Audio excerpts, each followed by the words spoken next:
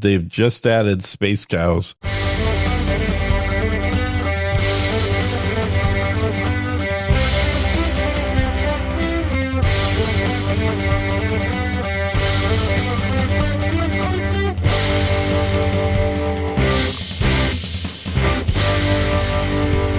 Hello and welcome to episode number 128 of Unrelenting, September 6, 2024. I am Darren O'Neill. He is Naftulyev, and I will tell you again. It's Russia all over again, Gene. I know, right? Who could have guessed? It's genius. Crazy. It is genius. This is... if it worked once, right? Yeah. Well, it really works so well. Depending who you ask, did it work the last time? Clearly it worked. With a lot of people it did. Yeah. And this is pure genius. I'm just pissed we're not big enough to get the millions of dollars flowing in. So people can say that you are controlled by the Russians. But this is genius. All you got to do. Of all the things, the Irishman Tim Pool. He's controlled, and I'm not. God damn it. I know. You're like, wait, do you not see? I am... That's right. I come from the motherland. You should... maybe it's too on the nose. Maybe. Yeah, as somebody said, did you get your money? I'm like, no, I'm still waiting for my goddamn check. Yeah. In rubles. Directly from Moscow. But this is genius when you think about it because... Well, obviously in rubles, not an inflationary currency like dollars. Way more stable to go with the Russian currency. They are. Can you get me a bank account over in Moscow so I can keep all of my rubles very safe?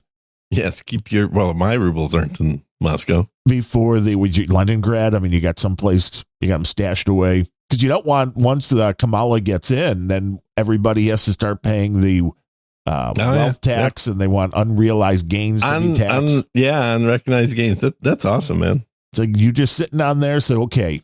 You bought some expensive things that you might sell someday. Yeah. Let's tax you on those today. Yeah. And whatever it's worth, probably they're not going to charge you on what you bought it for. Mm-hmm. So the Gibson guitar I've got that I bought for $2,200 back in the day that I can easily sell for $5,000 now. Well, that's all going to be taxed on $5,000. Well, yeah, naturally. And in fact, you forgot to pay sales tax for $5,000. I know. Back when you bought it. Right. Then you have to go retroactively and pay those taxes. Absolutely. But this is genius to try and take everything that conservative commentators are saying and sully it.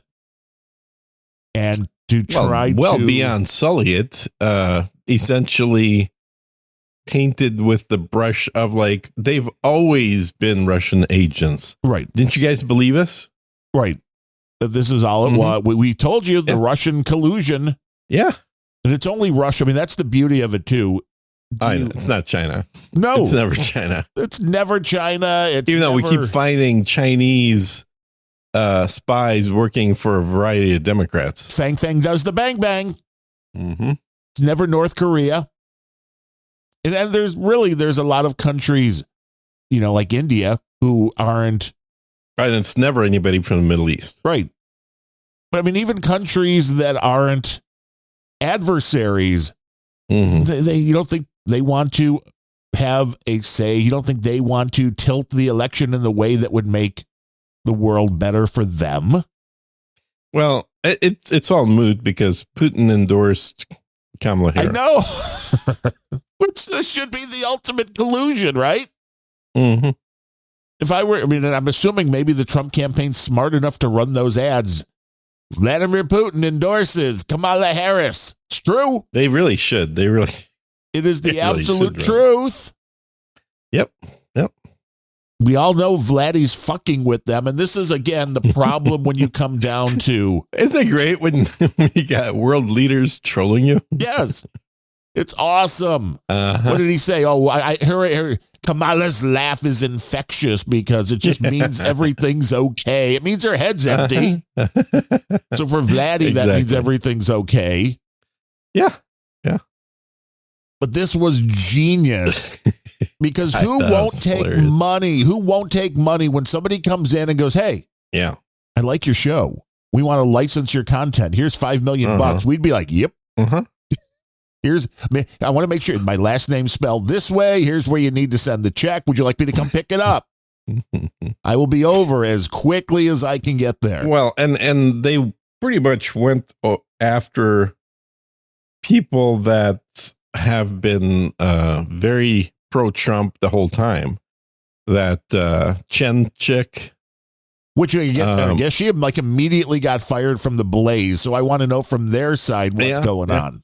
Well, the Blaze is they've had so many issues with their people. It's hilarious. Well, yeah, because Ruben works for them as well, so they're right in the middle of this. Just like Ruben doesn't work for the Blaze. Didn't he have a show on the Blaze? I thought he did. No, Ruben's got his own network. I thought he was doing something for Beck, but I could be wrong. It's so hard to tell. I don't think so. Ruben's a part owner of what's that other? It's not YouTube. It's the other guys. The what are they Rumble. Called? Rumble. Yeah, he's a part owner of Rumble. I thought he had a show. He's not going to be on Blaze. I don't know. I mean, maybe he is, but I'd be shocked if he was, because that would make no sense, because he's got his own damn network. Well, this you got your network. I got my network. That is a. But yeah, and here it is. Dave Rubin, creator of the Rubin Report political talk show on YouTube and on the network Blaze TV. Like back when, before he was a Republican. I don't know if it's still on there or not. I don't think this is current, dude. No, I think maybe he was on Blaze like years and years ago. I'm telling you, this is where there was a connection. The Rubin Report, the YouTube, it launched in 2013. It was originally a part of the Young Turks network. Well, that's a beautiful thing. Oh, yeah. There's your connection right there. There's the Russians right there. Now we know. Turns out it was the Turks all along. That's how you go. We blew up the pipeline, the Turks. You can follow it right back to him. Mm-hmm. Follow it right back to those Russians, man. Oh, man. I'd say it is pretty damn funny. But yeah, and then Benny Johnson or whatever his name is, Benny something. It said in 2019, the Rubin Report became available on Blaze TV. So it didn't even hit Blaze TV till 2019. So that's relatively recent. So it doesn't say that it's off. Yeah, it's 5 years ago. Well, that's relatively recent in the world. Okay. All right. I guess I just have to go to the Blaze TV site, and that'll tell me everything I need to know. Yeah. I'm sure. Be like, we like Rick Rubin. Benny Johnson, who popped out of nowhere. He's right in the middle of this. I wasn't even familiar with who he was. He's really mostly on Twitter, I think, on X. On the X. He's been on Tim Pool's show a couple times. But I see stuff from him on X all the time, all day long. I think he's one of those full-time guys. Oh, I have no doubt. Yeah. I mean, it was clearly getting paid by the Russians to be spreading propaganda on X, unlike us. The Rubin Report is still on the advertising on the main page of the Blaze, so he's still there. Really? Yeah. That makes no sense. See, you doubt me, man. I know what's going on. I do doubt you because it makes no freaking sense. Why would he be on there? I didn't say it made sense. I just said it was going on forever. He's getting paid because it's being licensed. They're like, hey, can we take your stuff too and run it? Which is what people do with O'Reilly. O'Reilly started out building his new little empire as doing a podcast.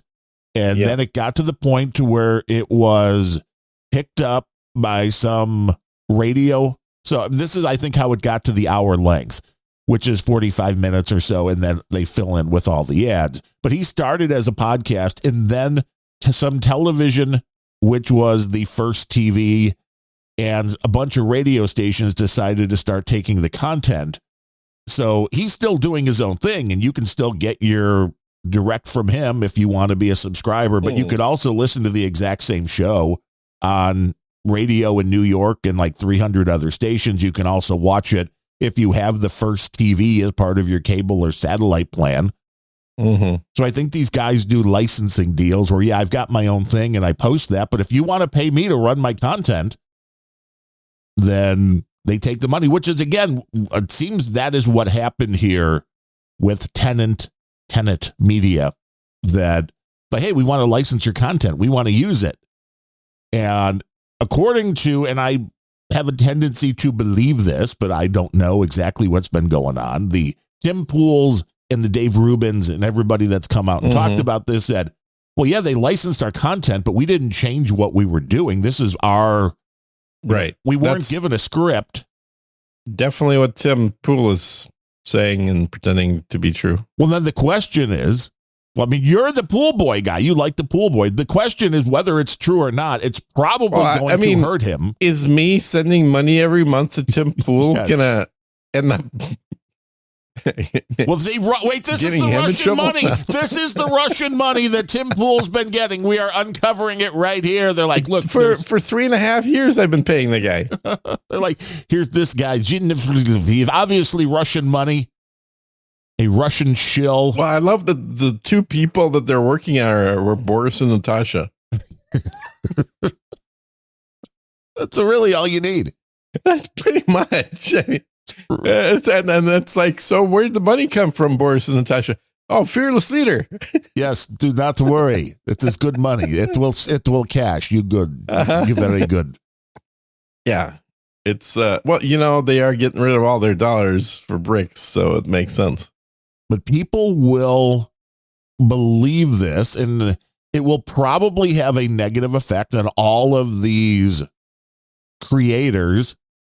And it seems like it's technically true they took the money, but nobody's going to believe. Well, some people will, but a lot of people won't believe that they weren't a part of whatever the underworld, the hiding, the pretending to be something that they're not. Which is exactly what this was meant to do. This was meant to take conservative voices and cast a shadow of doubt on them that they're a Russian propaganda peddling machine from the start.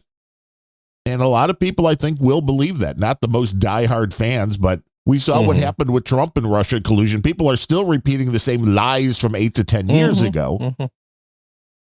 So it'll be interesting to see how the pool boy and the rest come out on the other side of this, because I can see that there's a lot of people that are, if you were on the fence listening to them, you'll be like, oh, you were lying to us.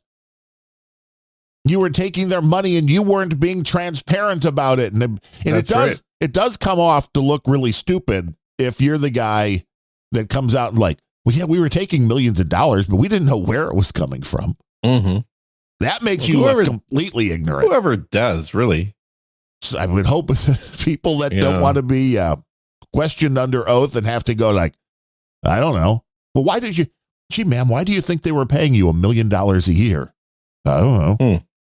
I mean, I just thought they liked me. It's very weird, but it does the job. No matter what comes out, it does the job because it will definitely put a cast on them that they were bought and paid for by a foreign government. And I'm pretty sure, knowing the Biden administration and what has happened with Donald Trump, I think they're going to push this. I don't think this is going to be something that's going to go away. This will wind up just like Donald Trump, all these court cases. I'm betting you're going to see Tim Pool and the rest of these people in court. Well, Tim Pool's already suing the Biden administration. Well, he should. Yeah. Because it's a horrible administration that has hurt every American. Well, it's not why he's suing him, but yeah. I'm just saying, people need to stand up. But what did the Biden administration do to Pool? Or is it over this? No, it's not over this. It was announced right before they announced this. Oh, so not connected at all. Not at all connected. Just like a couple days apart. No, they're suing the administration for a campaign ad that takes Tim Pool's clips out of context, and they're suing him for, I don't know, libel, slander, one of those things. They are good at that, and this is the problem. And I don't want there to be laws. I mean, freedom of speech is a pretty simple thing. And these are the kind of things that the other side will throw out there to try to get people to jump on their train, because somebody like Tim Pool is going to be like, well, no, you took my words and you used them wrong. And we have talked about this a million times. I could be talking about somebody else. I'm like, hey, do you know, Tim Pool said, I really love the Nazis. And then they clip me just with those words, taking out the part that said Tim Pool or whoever said, and they put those words into your mouth. Michelle Obama talked about slavery. Bill O'Reilly covered it. And CNN very recently did the same thing. They took him quoting Michelle Obama and played those words as his own to try to make him look bad. And it's like, what can really be done about this? Because I don't think there's any laws that are on the books, and they'd be very hard to enforce, I would think, that says, well, you can't take actual audio of somebody and use just a snippet of it. And it's illegal if you don't include the full, because this is what the news does every day. So the news would be out of business. But how do you even police that? How do you make that a crime to take somebody's snippet out of context, use that for something, and then say that it didn't represent what they wanted it to represent? Well, yeah, I think you have to be portraying the accuracy of that clip, because you can obviously take a clip, use it for fun, for comedic purposes, no problem. You can take a clip, use it for news purposes, but you can't change. What was that? This is a liquid death, dead billionaire. I think this is half tea and half lemonade. Oh my God. And this was ordered by from Amazon Cotton Gin, and it came damaged. Half the cans were leaking, bastards. And therefore you're getting it for free, but you kept it and still drinking it. Which I did, yes. And the reality was it was only 2 cans out of 12 that were leaking. Most of them were bent, like the whole thing was dropped. And going through that whole process was very interesting, because there's nothing in Amazon's automated thing. Definitely not. That says, because it's like, well, you can't return it. It's food. It's like, but it was damaged. Well, we have nothing. They're just like, well, there was a loop that kept sending you back. And I'm finally just had to go to the chat, and they were fine in the chat. But if you want to do that, you have to actually get although I'm not sure it's a real person anymore. Could have very easily been a chat bot. AI. But yes, this then is a free liquid death, courtesy of Amazon.com, not sponsoring us. You know, I had some free guacamole the other day. That is the best kind of guacamole. I had that. Well, yeah, it's normally $7. I had a delivery guy call me up and say, hey, I dropped your guacamole. Well, that was I nice. said, all right. And he said, would you like me to tell the store and then have them bring you another one? I'm like, okay. Do you still want the one I dropped? I'm like, sure. Like, what do you mean? So did it come out of the package? Or so that's what I'm thinking. I'm like, okay, how bad is it? Did he spill half of it on the ground? What is this going to be? So I get it. It is completely full. I think what he means by I dropped it is it was in the bag. He dropped the bag. The top popped off. Oh. But none of it spilled into the bag. Because the top popped off, well, he can't deliver it now. Because it's right, it's not sealed. Although was there the guacamole that we get, there is the plastic lid, but then when you take the plastic lid off the first time, there's a sealed piece of plastic. Yeah, there's no seal here. They make this in the store. Oh, so this is like brand fresh. Woo! Nice. Fresh guacamole. Yeah, it's exactly as fresh as can be. Yeah. So I look at it, I'm like, I don't know, man. Looks, smells right. Let me try it. Taste. There's nothing wrong with this goddamn guacamole. He could have just not mentioned anything. I would have been perfectly fine. All he had to do was push the lid back down. And then I get a call from the store. It's like, yeah, so we'll have somebody come out and redeliver that in an hour. I'm like, you want to just give me credit back for that? Don't worry about the redelivery.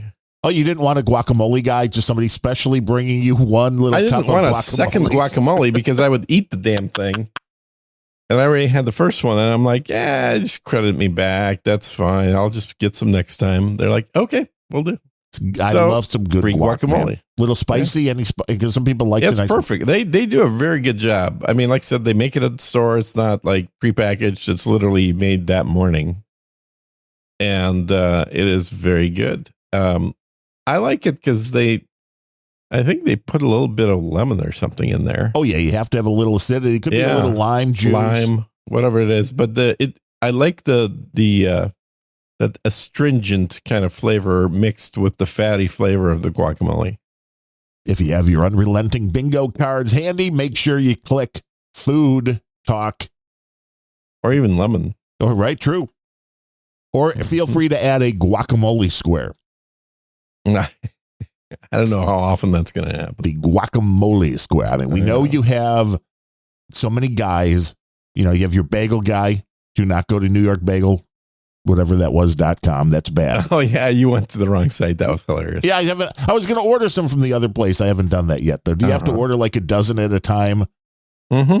And that seems like a lot of bagels for one person or even two. So that's why I have a freezer, man. So they'll last indefinitely in the freezer. That's fine. I don't know about indefinitely, but they'll certainly last long enough to get eaten. He has the bagel guy. He has the caviar guy. With the sushi guy, definitely there's a sushi guy. Any of Gene's guys that are mentioned. Sushi is one of those foods that, like, I don't mind getting store sushi delivered, but I don't like getting any other sushi delivered because really, sushi is meant to be eaten literally immediately after it's made. Yeah, because otherwise it goes right off the cliff. It just starts to, because it's raw meat. And you don't want that, sitting in somebody's car for a half hour as they track it over to your house. Like when you get sushi and it isn't cold, it doesn't taste good. Something about it. So the store sushi, I don't really consider sushi. I just consider it, rice with fish. Which I guess is fine for some people. Yeah, and store sushi, I mean, I guess it is technically raw salmon in there. I usually get the salmon.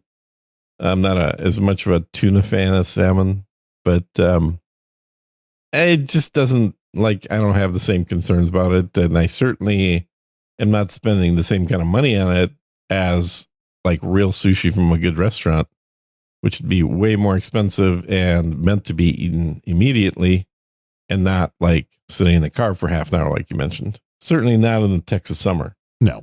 New listeners to the show are like, this guy was just about to talk to taking text out of context. And then we got guacamole and sushi talk. How did this happen?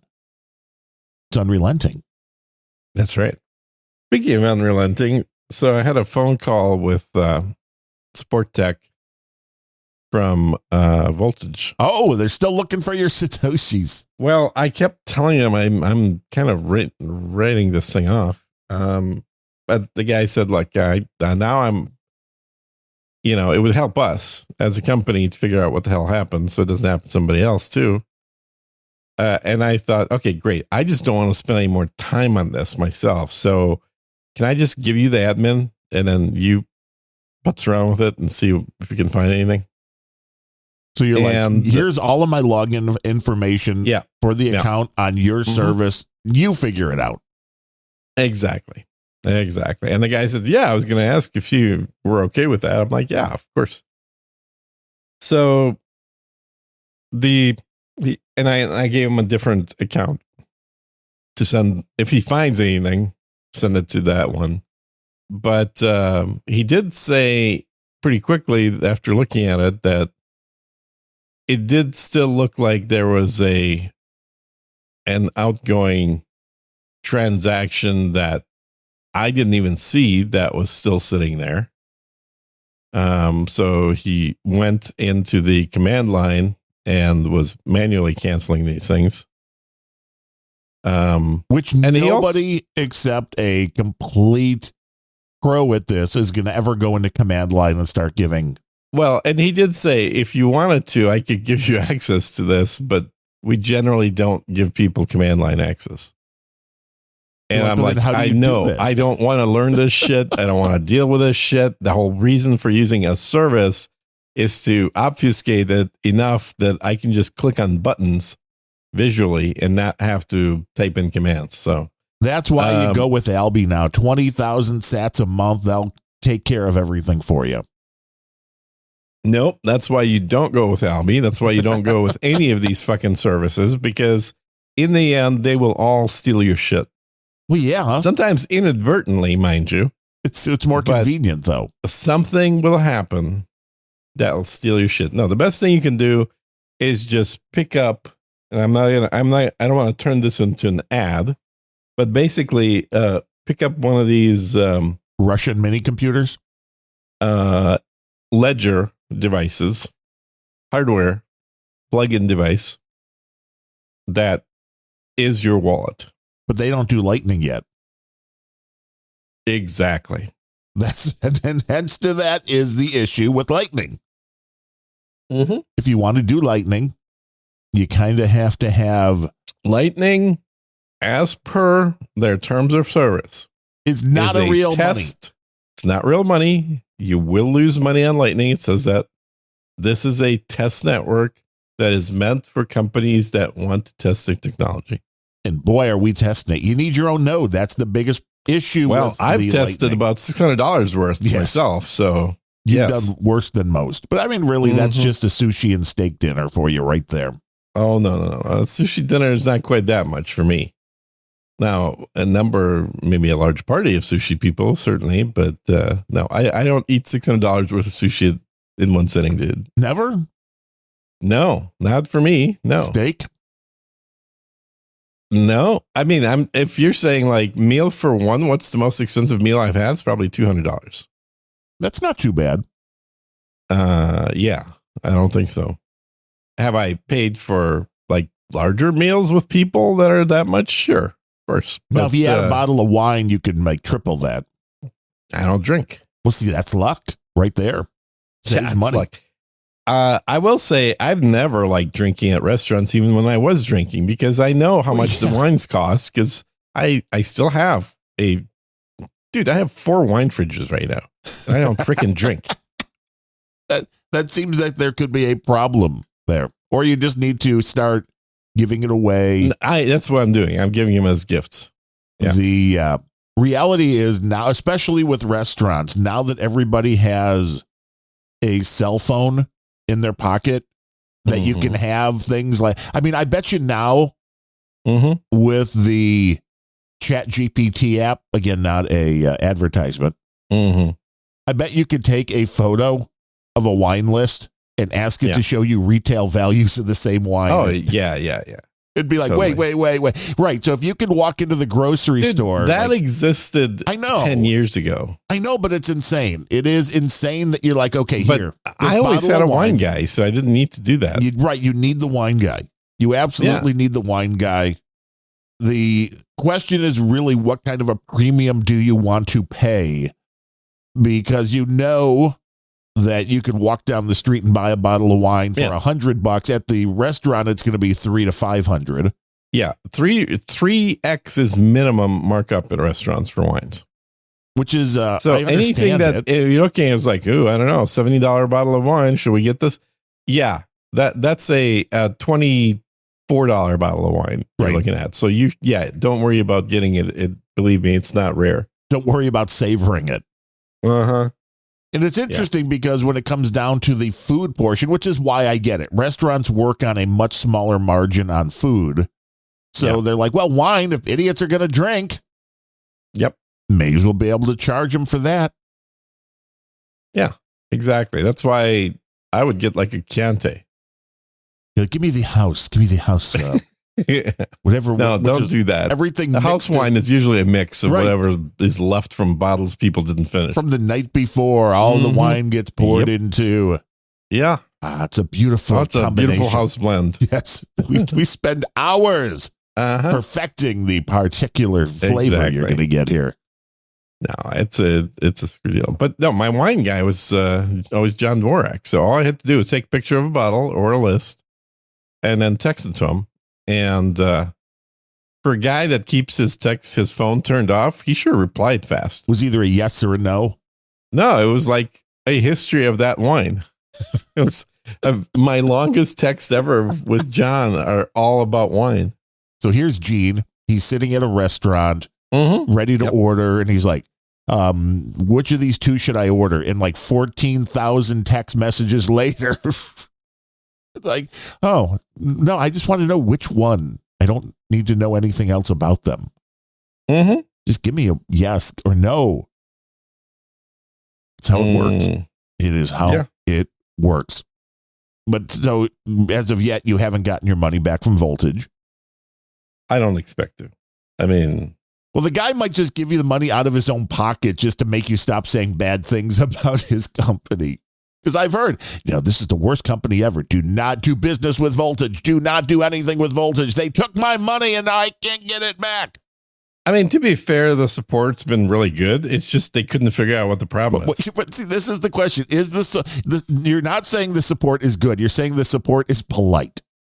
Support is, and the guy's got a beard, so you can't really say much there. But you're saying he can't figure out how to solve the issue. But man, they're really trying. Is that really what you want from like your heart surgeon? They're not really good at doing the surgery, but man, they're trying really hard. Exactly. That's exactly right. I've got no issues. And I told the guy, like, look, you've clearly tried a whole bunch of stuff. None of it worked. Yeah, he's responsive. He got on a video call with me to work through this. So, but I get it. Sometimes there are bugs, and no amount of support is going to fix a bug that exists in the system. But it's their system. Well, kinda. I mean, it's their system based on open source crap. Oh, I like that. This wasn't just one bottle of wine. You just sent me a picture of a grocery cart with like 8,000 bottles of wine in it. Hey. And it's like, give me the information. Give me the skinny on these. There's my wine guy. I'm asking him a question. He's shopping with JCD. So now there's an exit strategy for Dvorak. Wine shopping with JCD. He's an app. And when somebody's at the wine store, they send him pictures and he tells them what to buy. Yeah. So, did you just go into a submarine? Yeah. Sorry about that. The connection bouncing through all these satellites must not be working great. You get Leningrad on the phone. Tell him we need to up the power. Mm-hmm. But it's interesting how many videos are popping up in my YouTube feed now about Star Citizen. I'm like, I do not play Star hilarious. Citizen. I clicked on one, and that was really the wrong thing to do because now I'll get more. You will. The whole thing was on how they design space cows, and I'm like, oh wait, this thing is like worlds that they're designing. Oh yeah, a whole video about space cows. They've just added space cows that lay eggs. Yes, I'm like, what the hell is this all about? This game's still in alpha, and they're worried about. Well, of course, the more pretty cows takes more processing power because the hair is softer, and it's like. What? Yeah, they're hairy cows. Yes, they're like the Highland cows. It's a very interesting game you're playing there. It's so stupid. This is what they're working on instead of doing actual gameplay and finishing the goddamn game. They're creating cows. It's like, well, people must keep giving them money. It's kind of like if you're the Democrats right now, you're like, we got $381 million for Kamala. What do we do? And it's like, oh shit, I don't know. Well, make her win, obviously. That's what they're trying to do. Maybe. I don't know. Or they're just pocketing the money. Most of the predictions I'm seeing show her winning. Well, but what predictions are they? Like they're on people that I know on X. All the Russian people. No, like people that used to work for RT. And I don't understand why. Not Russian people. I know a few folks that used to work for RT, believe it or not. Well, I mean, Dennis Miller worked for RT, right? I mean, he's clearly a Russian agent. Always has been. Because he's a conservative. I mean, this is no the American person would ever have a vocabulary like that. Let me just say that. The guy does have a fabulous vocabulary. It's unnatural. And it's like you have to go every time you hear him speak for 5 minutes, you're like jotting words down and you're going to look them up afterwards. I liked he was on O'Reilly's show a lot. Yeah, they were buddies. And he was the only one that would every time would come in and be like, hey, Billy, what's going on? The only person ever to call O'Reilly Billy. But he did it every time. That was the bit.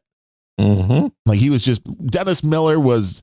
And he knew because he was a big fan and his mom was a Sinatra fan. He tells stories about how his mom met Sinatra. And I think Dennis Miller aspired to that kind of, he wanted to be a Frank Sinatra, but rather than the tough guy, mobster kind of vibe, he wanted to be the intellectual because he always came across as kind of drunkish, but with a big vocabulary to me. Yeah. Like he's smiling way too much. He's way too happy. Yes. Well, do you see the money he made?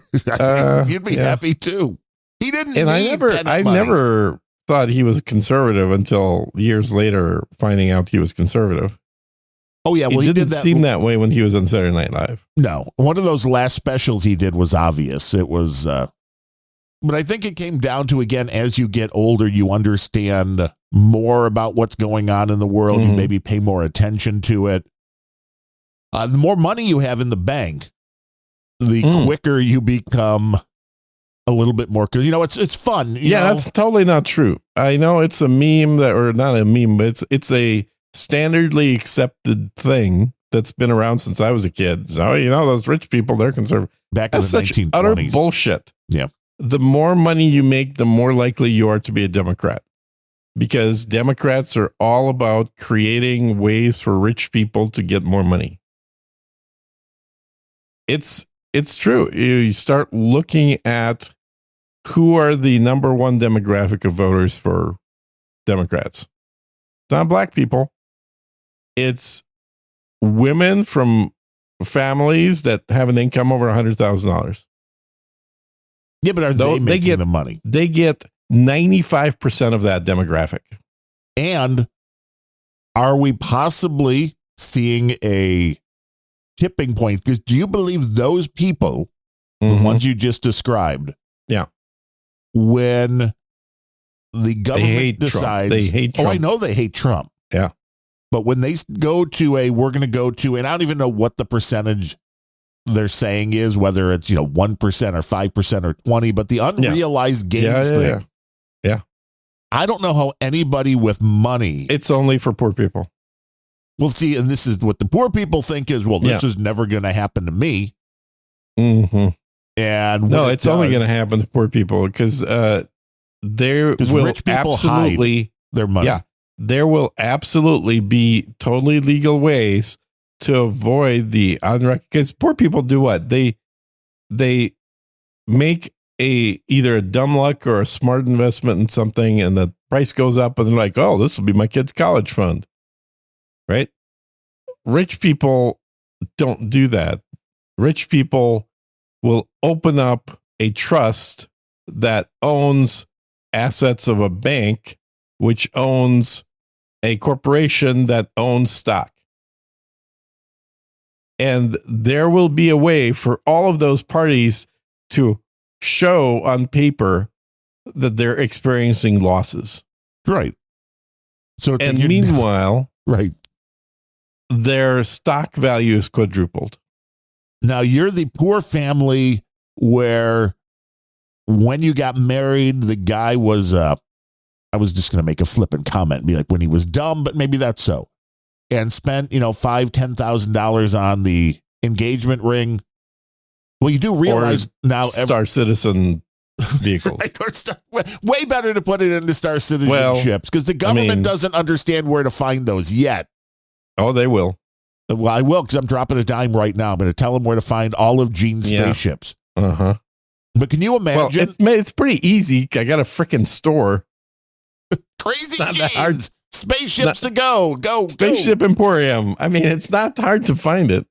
But can you imagine an average couple when the government comes knocking on their door and they're like, hey, that ring you bought for $10,000 last year. Yeah, what about it? Well, we're going to need 20% of that value. Yeah. And then we're going to come back next year and we're going to do the same thing. And then the year after that. Mm-hmm. This really is pushing people down the rabbit hole. We're living in 1984. Yeah. I've been saying this to multiple people lately because I keep seeing not like hints of, but downright storylines from 1984. Yeah. You will own nothing and you will be happy. Well, you will. That I will say that is the one bit that I think Orwell got wrong, or maybe it's purely because he was living in England, but the misery of people, I think they figured out a way to avoid through drugs. So I think in that regard, Brave New World is maybe a little more accurate, but it's other than the misery of the populace, everything else is just falling down the line. Well, we've always been at war with Russia. What are you talking about? It's a misinformation game. I mean, well, first of all, there was this chunk of time for roughly 80 years that there was no country of Russia. No, when was that? You're crazy. And then from the time in the last century that Russia emerged out of the USSR, the U.S. was very friendly with Russia for many, many, many years. Well, yeah, Russian women are hot. Yes, until, I married one of them. How did that work out? Worked out great for about 9 years. Well, that's and then it worked out even better after that. That's all you can really expect. After the divorce, exactly. Well, they get older. That's the crazy thing. Yeah, Gene has a expiration date very clearly marked. Like, hey, would you like to start dating? How old are you? The chick's like, I'm 34 and a half. He's like, well, we got 6 months. 34 and a half. People still do halvesies. How old was she? She was 31. 31 is old enough. That was at the top end? That was when I got divorced. She was 31. Yeah, I knew it wasn't 40. I mean, you would never make it to 40. No, I think she turned 32. I think she turned 32. But either way, she was ancient. But it was it is crazy how much stuff right now is just paralleling that book. I mean, a lot of dystopian books, not just 1984, but specifically 1984 to me was always like worst case scenario, right? This is the book where the government literally will torture people until they start repeating lies. Correct. Right. You will do exactly what they say. You will think the way they want you to.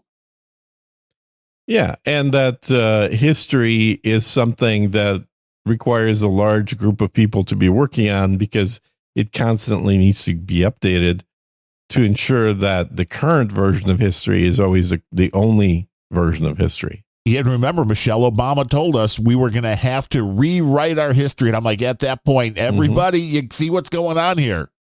Because you don't rewrite history. I'm like, you could learn from your history and hopefully make it better. No. Why would you do that? No, you don't want to. Well, don't want to teach history now. And then having elections be, how do we phrase this? Based on erroneous information. Yes. And then having political opponents attempted to be assassinated. Well, that's always been going on. Assassinated while at the same time being sued. I mean, this is stuff I don't know if you did, that I remember reading about in the 80s and laughing my ass off. It's like those, how could people be so stupid as to accept a government like that? Right. Well, this Well,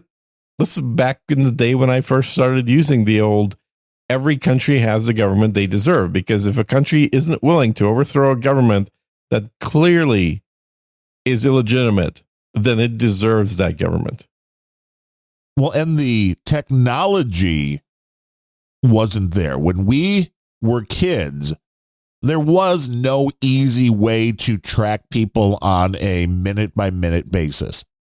Sure, every now and then you went into a place where there was a camera, where maybe you were being surveilled, but we didn't carry around cell phones. You didn't have any of the tracking devices. You didn't have the internet.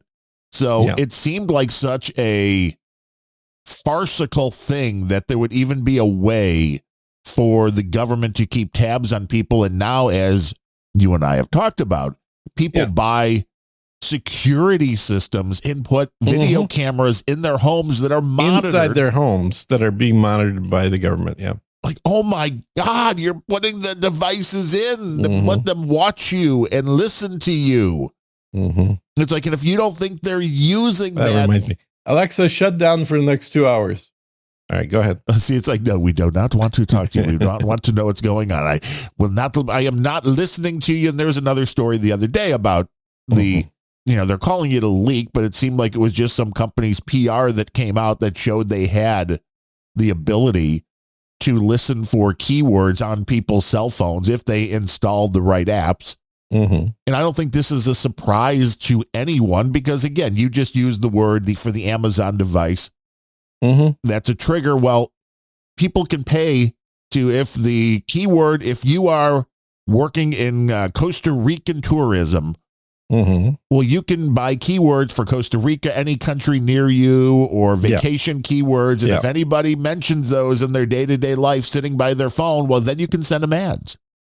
Absolutely. And they consider that to be totally anonymous and therefore totally allowed. And it's like, you don't think this is going on when you have beyond the phones, you have cameras and microphones in your house, for your security. There was something that happened. I can't remember now. It was maybe 3 weeks ago. Man, take that B12. There we go. Gene, taking B12 here on Unrelenting. It's very necessary. Put that under your tongue. Let it kind of just soak on so in. I'm going to talk like this for a little bit, but don't worry about it. I'm totally professional. I know what I'm doing. Anyway, we have not taken the Russian money. No. God, we wish we had. Nobody even asked us if we wanted to take the Russian money. I know. That's the sad part. It's like, God damn it. So, yeah, about as close as we get is Polish money. Yes, exactly. And that's always filtered through some weird internet thing that... usually comes with comments. You never know where it's coming from. Mm-hmm. Anyway, something we were talking about on the podcast, something unusual. So it wasn't like our usual topics of, medical issues and food and technology and no agenda. It was something else. And literally immediately after the podcast, I pop open the browser to search for something or went to YouTube, whatever it was. And there you go. There's that topic that I've never mentioned popping up in an ad. Interesting. I can't remember for the life of me what it was now, but that type of thing has happened many times over the last decade for me where I'll talk to somebody else about a topic I don't normally talk about. And then all of a sudden I start getting ads or I'll have video recommendations on YouTube because I pay for YouTube. So it's no ads, but they'll start recommending videos on that thing like skateboarding or something. It's like, I would never watch that shit. But all of a sudden that's what starts being recommended. So kind of like your Star Citizen. Right. It's there because they probably heard me talk about it with you. And it's like, well, this is obviously what he wants to find out more about. But I just pulled up on ChatGPT. What are the main themes of 1984 and how do they relate to today? Okay. Totalitarianism. That's number one, obviously. Mm-hmm. The government executes all absolute power over all aspects of life, including thoughts, emotions, and even historical facts. Mm-hmm. I think we all know that's true, and we all know that's what's going on, Matt. And it says, today many governments infringe on personal freedoms, the United States. Surveillance technology, mass data collection, blah, blah, blah. Then surveillance and privacy is number two. They used telescreens in 1984. I had forgotten that, to monitor citizens constantly. So it was their TVs were watching them, which was great. Yep. Ensuring nobody can escape the watchful eye of Big Brother's thought police. And now you think about it. In that time, there were televisions that were stationary that were doing it. Right. Now we carry them with us. Right. People carry their own surveillance device with them. Yep. And I don't know how many people really ever consider that. Except because for most John Dvorak, of course. Right. He keeps it in his drawer. Most people are in the I don't do anything wrong, why should I care category. Like, well, until you do, and then they find you. The surveillance and There's privacy. literally nobody that does nothing wrong. Vast amounts of data, it then points out, including the rise of social media, smart devices, and widespread camera surveillance, mirrors the world of 1984 where privacy is almost non-existent. So it's correct about that. Yep. Then manipulation of truth and propaganda. Well, this we know. Yep. This is going on. The Newspeak limits free thought by reducing the language. Mundt-Smith Act hasn't been enforced now for over a decade. It's like, there was the Newspeak. So this is the control of language. You don't see the liberals doing this today? Yeah. Yeah. Well, literally terms like what do they call it? The conservative term is fake news. What's the liberal term they always use? Reality. Misinformation, right. Like what the hell is misinformation? It's information no matter what. And misinformation used to mean that somebody lied to you, right? It's like I remember when I was at the Renaissance Festival in full garb. Of course, it was court jester Gene. No, I was a priest. And that's even funnier, really. Why? Just thinking. I kind of see you now as Father Guido Sarducci, just with a long beard. Yeah, right. So I was a priest, so I would have somebody come up to me and say, "Father, where's the nearest bathroom?" And that was a drunk person usually, right? Well, yeah, they had to pee, probably. I would send them following a series of directions around the entire festival that would take at least half an hour to get to the privy that was 2 minutes away. 4 minutes away. Yeah. You should have worn the pants, you matey. Because, it's like if you're drunk and you come and ask me a question, you're just asking to be fucked with. True. That was misinformation. Yeah. That was intentionally lying to somebody without their understanding that it's a lie. It's still pretty damn funny. And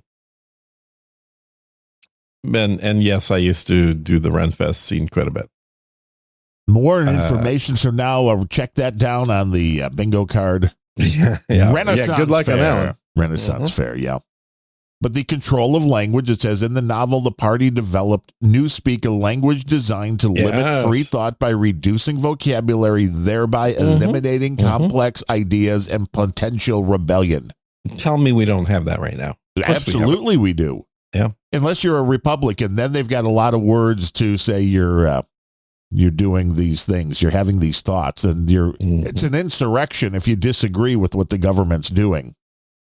Oh, yeah. Yeah, absolutely. And then we have cancel culture, of course, which would come in. Mm-hmm. No, here's the one that is very interesting. I forgot about this one, too. Doublethink. Mm-hmm. The ability to accept two contradictory beliefs simultaneously, which is essential to the party's control to force the citizens to accept whatever literally the party look says. at any Democrat, and they will tell you that the best thing for them are things that currently are bad for them. Well, then Kamala is doing the exact thing with everything she said like 4 years ago, like the latest one, ban straws. Well, no, now she's not for banning straws. I'm going to ban all fracking. No, she's not going to ban all fracking.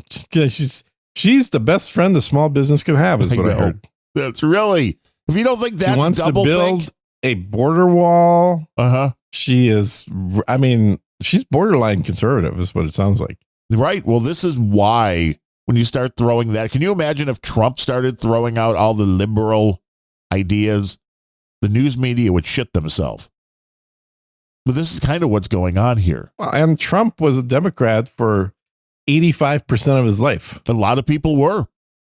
A lot of people finally woke up. It's interesting. There was another California, top woman in California politics for decades just came out and said, I can no longer be a part of this party.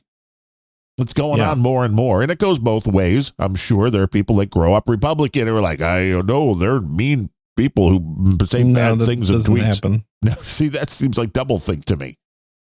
But well, here's the doublethink. That every year more and more self-avowed liberals get red-pilled and become conservative. And also, every year, the Democrat vote goes up. Well, they import them. Because it's impossible to register. They are now, that's for sure. Yeah. The loss of individuality. In the novel, citizens are expected to conform completely to the party's demands with no room for personal identity or dissent. The Orange Man bad. Right. Eradicate any form of individual expression. It's true on the right, too. Remember when Connell Rittenhouse said, I'm going to write in, instead of voting for Trump, I'm going to write in my favorite politician of all time who's not running? Paul Rand. Or Rand Paul. Rand Paul. Paul Rand. Paul Rand. I like Paul Rand. Paul Rand. Sounds good. Let's Paul vote for Rand. him. I'm going to write in Paul Rand is what I think he said. And we're here. Anyway, where the Democrats aren't living in a world where there is no personal identity, but they are forcing you to accept the obviously untrue identities of other people just because they say that's their identity. So I don't know if that goes along exactly, but it's in the same ballpark, I think. Yeah, there's an awful lot that is right out of, like, reading 1984 today would not seem like you're reading a fictional book. You're like, yeah, okay, well, that makes sense. Sure. Okay. Here's the next. There's two more. Perpetual war, which, I mean, oh boy. Let's understand, we had 4 years of Trump where we didn't have any war at all. Uh-huh. But once Biden got in, it says in the novel, Oceania is constantly at war with other superpowers, though the enemy often changes without explanation. Well, do you think that's been happening? Yeah. China, Russia, North Korea, Iran, Iraq. Where are we going today? Yeah, where are we going? Afghanistan. Because the purpose of war is not victory, but to maintain social control and suppress resources. I mean, see, and that's ChatGPT always been the case. That's amazing. So, okay, I am curious now. What was the exact question that you asked? I asked main points. This was very grammatically incorrect because I just said main points of the book 1984, comma, how do they relate to today's world? Really? That's a weird. So you start off with a statement. Yes, main points of the book 1984. And then how do they relate to today's world? So I'm assuming that it would give me then the main points and then also tell me. And that's what it did. It broke it down into the 8 How do they relate to what? How they relate to today's world. Okay. How they relate to today's world. Main points of the book 1984. If you're playing along at home, comma, how do they relate to today's world? Yeah, because I want to ask Grok. That's what Grok says. Elon. Yeah, Elon's AI. He's sitting back there and he's ready to pump out all the information. Yeah, Grok's banned in Brazil, apparently. Well, rightfully so, those bastards. And Tesla's banned in Brazil now. I bet you Elon's crying. There are a lot of people in Brazil, so maybe he is. I don't know. Brazil is the largest population in South America, first of all. Yeah. Which I mean, he might actually be sad that he's losing that. So base. here are the main points that Grok got. Number 1 point, surveillance and privacy invasion. That was number 2 for ChatGPT. Okay. Number 2, manipulation of truth and historical revisionism. Well, this was manipulation of truth and propaganda, so close. Mm-hmm. That was number 3 here. Number 3, language as a tool of control, newspeak. Exactly here. Their fourth was control of language. This is very you're one interesting. behind. What was your first one? The first one that Grok missed was totalitarianism. Okay. Fourth one for Grok, perpetual war. For this was 7th. Yeah, this was 7th on this list. 5th is thought crime and psychological manipulation. See, 5th is doublethink here, which is 6th kind of power of propaganda. Propaganda came in earlier here. That was on number 3. 7th is destruction of the individual. Loss of individuality. That was number 6 for. And what's the details for that loss of individuality? What's your citizens are expected to conform to the party's demands with no room for personal identity or dissent. The party seeks to eradicate any form of individual expression. In today's society, it says pressure to conform, especially on digital platforms, can stifle individuality. The rise of homogenized opinions and ostracism of those who dissent can resemble the collective mindset of 1984. So Grok says in the book, individualism is suppressed in favor of collective identity under the party control. Today's world debates over identity politics, the role of individualism versus collectivism in society, and how personal identity is shaped by online algorithms or societal expectations reflect this theme. Now, the last one that we didn't get to with ChatGPT was psychological manipulation. Yeah.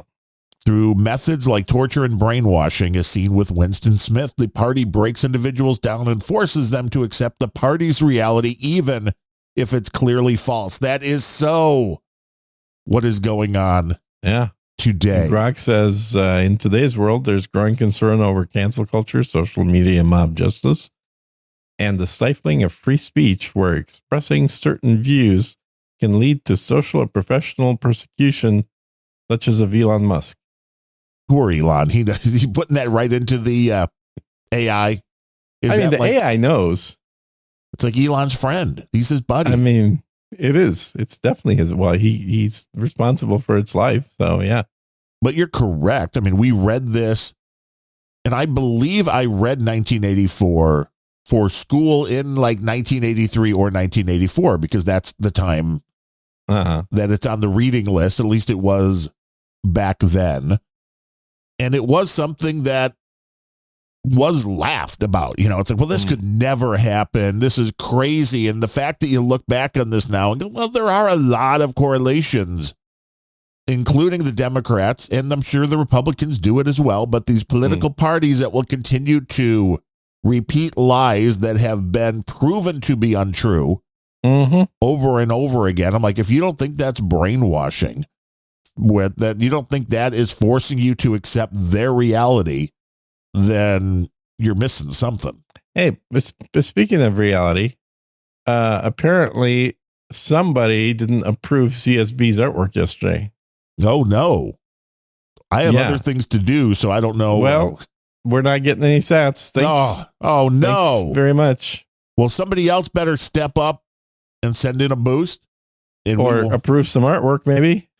It's like, I don't know. It's like, that's not my job to it kind of is. No, totally your job. I've got too much to do. It's your assigned job that you failed to do to execute, and therefore you're not getting paid. I do the rock and roll pre-show, and then I had to do nobody asked you to do that. Some pre-show. Asked you to approve artwork. I had to do some pre-show problem solving for the Podfather. There we go. Where he could find the little section now in Windows 11 where you can set your USB devices not to go to sleep. That's hidden now. You got to go into the device manager. So I told him where to go and get that. So we were doing like real time. So you were doing tech support instead of approving art, is what you're saying. I guess. And that CSB is like, again, this is, if you want to talk about the problem with the no agenda art generator, this is one of them, which I think once somebody, and it's like, what's his, the dude, I'm blanking on the guy's name who created the art generator. Yeah. Sir Paul Couture. Yeah. Now, I have no idea why people who have had multiple art wins still have to go through a fucking approval process before they're posted.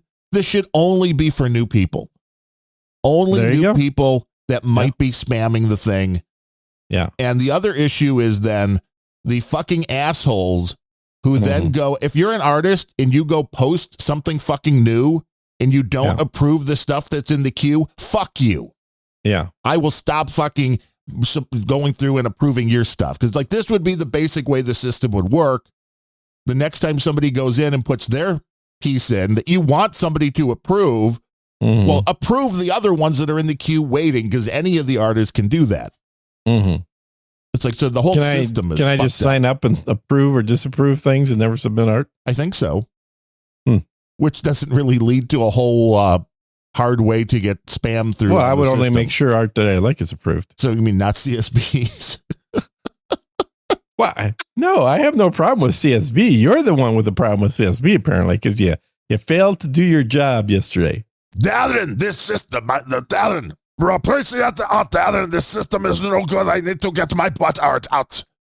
Yeah. Darren, the butt needs to be free. Darren, get me butt out. And you didn't. I didn't. I guess I didn't really look. I only do when I do my artwork, when I submit. This is something that I've been pretty good with CSB. Every time I submit a piece of art, I do go and see if there are things in the queue and then approve them. But I notice other people then who don't do that. And I'm like, well, fuck you. If you're going to put a piece out there and not approve the other ones, but the system is flawed. Yeah. It should just be you have to prove you're real and you're not a spammer. And it shouldn't be like, well, every piece has to be approved before it can go on there. It's like, fuck that. What is the point of the approval in the first place at all? Somebody spammed the system, and this was the way to try to get around and the by spam the system, they just uploaded random junk or what? Yeah, pretty much. Random junk or go fuck, just you could put any messages you want on there and then upload it. But yeah, I mean, you can definitely do an ad. I mean, we could put Unrelenting Fridays. By the way, I do not approve of the cover art for this show. The one for today? Yeah, I don't like it. Well, I just said, give me a spaceship with a big monster on it. It's like a 6-handed octopus. I don't like that. So it's a problem with how many hands the octopus has? Yeah, it's incorrect. Everything else is fine. I don't like the octopus doesn't have enough hands. But it was just, Dali. That's all. It was cool. I don't care. I don't approve it. You don't approve? We should go back and delete that then. Yeah. Can we revise our history? Let's have some, 20-something chicks jumping on a trampoline or something instead. Okay. Do I just go back and find everything from the Man Show? No. Don't even know what that is. No. I'm talking about original AI artwork. Original chicks jumping on trampolines. Non-existent chicks, preferably with 5 fingers. Exactly. Wait, do you mean like 5 fingers and a thumb, or do you want 4 fingers and a thumb? Yes, 5 fingers and a thumb, of course. What do you think I mean? I'm just not sure. When you're like, make sure they have 5 fingers. Yep. It is a beautiful thing. The more I play and figure out how to do the tweaking with the new Stable Diffusion Flux. Yeah. And the main thing it is getting better is lighting, where. Well, if that artwork is any indicator, it ain't getting better. Well, that isn't Stable Diffusion. This is I saw freaking album covers in the 70s that looked like that. This was Dali. This isn't Stable Diffusion. Yeah. This is totally different. The Dali is not good. Right. This is the one that's part of the ChatGPT. Okay, I'm going to have Grok make me some artwork here. Grok can do that as well. Yeah. The lighting, if in the older generators, it was very hard to do. You could be like dim light, candlelight, dim, and it would not, dark room. And it's always giving you the subject very lit up because it didn't know how to, I guess, create the subject and then make it look like that subject was in a low lighting environment. And now it seems to have figured that out, which makes things a whole lot more realistic. I was generating images and put twinkle lights, along the ceiling and that, and it was adding the glow to the room. I mean, it's just it's very complex when you think about what it's doing to be able to generate images, the static things in the images, the details, but then figure out how they would actually relate to everything else. So if you have a bunch of red and green Christmas lights, well, there's going to be a weird color glow on everything else in the room. And it's getting better at doing that now. So that's pretty cool. And the realism is there, and the check your signal. The signal we got let's see here, from signals. Vladimir Putin. That's right. It's an attractive girl in the air on a trampoline. Much better image for a podcast than the one you provided. I think so. I thought no, because yours is, we talked about spaceships and the game Star Citizen. So. Do you not understand the concept of thumbnails? They have nothing to do with the content. Oh, thumbnails is what you get people to go, oh, that looks interesting. Girl and on a trampoline in a tank top. I get it. They're stuck. They have to be listening to the show. I get it now. It's like, where's the bit about the woman on the trampoline? And that must be coming up later. And now the beauty of, right, they're going to talk about, no doubt. Now, if you had that image, if that was something that was created by a Stable Diffusion method, that's when the LoRa's come in, and you can go through and then add the face of pretty much any celebrity you want because they are popping up so fast. Yeah. That this concept that this was going to, make it harder, which is funny when the base models are like, well, we've made it harder for people to create characters of people that actually exist. It's like bullshit because the system's open source. There's no way to stop this stuff. And the fact that there are more and more states that are coming out, California, the latest, we're going to criminalize deepfakes. I'm like, well, you're going to be putting a lot of fucking 12-year-olds in jail, and I want to know how you're going to figure out who's posting what to the internet.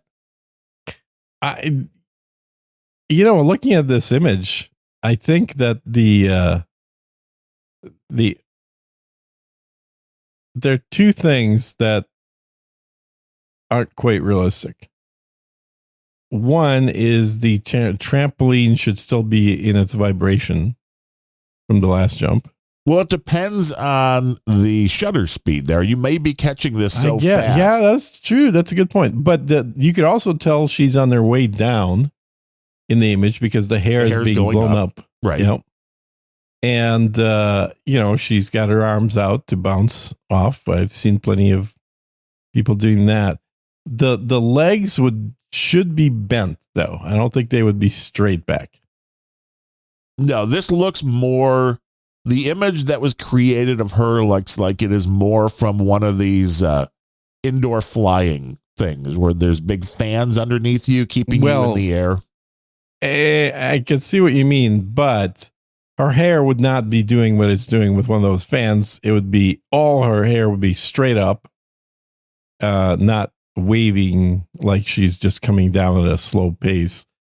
And her face would be completely distorted with waves and ripples from the air friction, or not friction, but you know what I mean? Air going across her face. Those things make people look ugly, man. I've gone to one of those. Well, yeah, it's if you're in a place where there's enough wind speed to make you float. What do you mean? We were broadcasting live. Pretty much, yeah, exactly. And the shadow doesn't exactly appear perfect. But there is a shadow, so that's a good thing. Yeah, it's not a perfect shadow, but at least it was smart enough to stick a shadow, and the shadow's in the correct place for the sunlight. The sun's on her right above and to the right of her. Although when you look at how much the shadow on the tree behind is blowing to the left, I don't think that shadow is quite where it would be. But it's close enough. The shadows on the tree could be from a taller tree that's out of the frame too. True. You don't know these things. That's the beauty. You don't know these things. Yeah. And that's still the coolest thing that Adobe brought to the game, and then everybody else added, or maybe the other people had it as well, which is where you could put this image in and then have it expand it and guess what was around it. And it's like a lot of the times the end result is pretty amazing. And I'm not expecting it to be perfect, but it is pretty cool compared to what we had 10 years ago when you were trying to edit a photo. The shadow knows exactly right, C. Brooklyn. That was a great old-time radio show. I always wanted to recreate that again for a little short series on the No Agenda stream. Maybe we should do that. Do a old-time radio show and just write a few scripts. Just some cheesy entertainment. It could be fun. Yeah. It goes right along the lines of audiobooks. And I think audiobooks are getting more and more to be big productions. Yeah. I don't like that. I have to say, I prefer audiobooks with just one reader. I do too. Yeah. Now, the radio shows were different because they were presented in a different way. You didn't have a narrator telling the story. It was like television, just you couldn't see anybody. So they had to try to put you into a place. And they, for the technology they had, when you see, like walking feet and like on gravel, that they had like a little gravel pit next to them and somebody had the fuse on their hand and they're doing all the sound effects as they were doing the show. It's pretty damn cool when you realize they didn't just have a button they could push like we do now. Yeah. To give you a sound effect. But I thought that would be kind of cool. But I've tried listening to some of the audiobooks, and the minute somebody else's voice comes in, it freaks you out when it's when it's a narration. Well, listening to a teleplay is, I think, different than listening to an audiobook. Because in a teleplay, you're losing one aspect, which is you no longer get to imagine what a particular character sounds like. True. Like they're doing it for you. And then the less your imagination is working, the more you're just presented with information, the less you're actually creating something in your head, and the more you're just consuming. This is honestly the problem with YouTube and other visual media, is that there's very little imagination involved, and so you're just like sucking in information, just data. You're not having to create any. Well, yeah, nothing is left up to you.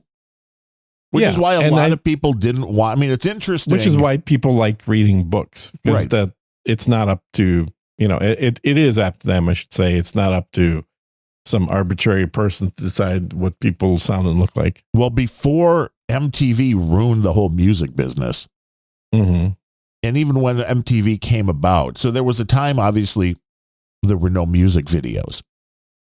There were live performances every now and then, Ed Sullivan Show or whatever. But I remember being a Springsteen fan back in the 80s when MTV came out. He fought it for the longest time because he was like, I don't want this. I want people to be able to experience my songs, like you just said, with their own lens. I don't want to put a visual to it. And this is true with books. Now, if you read a book and you're like, wow, yeah, the main female character, she was really hot, and then it becomes a movie and the actress to you isn't so hot, you're like, well, this is different. This totally ruins it. Yeah. Yeah. Somebody else's idea of hot could be like Taylor Swift or something. Right. Exactly. Although, did you see her going into the football game? Oh my God. What happened to Taylor? No, I sure as hell didn't. It was on the Fox, or it was on Off the Press. She had a tight tank top on, very low cut, a short skirt, and red or leather, either red plastic, red leather, thigh-high boots on. And I was just like, damn, Taylor's all grown up. She's literally middle-aged. Well, for you, that's no, for everybody. Age. She's literally middle-aged. No, for you, it's old age. Oh, she's like 34, 35. That's like, oof. Yeah, she's like in her late 30s, middle age. So, yeah, gone. Jean's resetting back to 19. I mean, it's okay. Reset her back to 19 when she was 19. Jean's just like, I need them like 20 to what? Like 20 to 30. That's when you like to date them. You date them, marry them, and get rid of them between the time they're 20 and 30. No, you only marry them once, dude. You don't repeat that mistake again. I mean, if you had Elon money. It's, okay. So if you have Elon money and you do prenups the way he does, well, you'd have there's no reason to not marry him. Right. Yeah. Because he's got what, like 12, 14 kids? Yes. He's obviously been a very busy man. Yeah. Yeah. He's single-handedly creating the first generation of Martians. We got to send somebody there.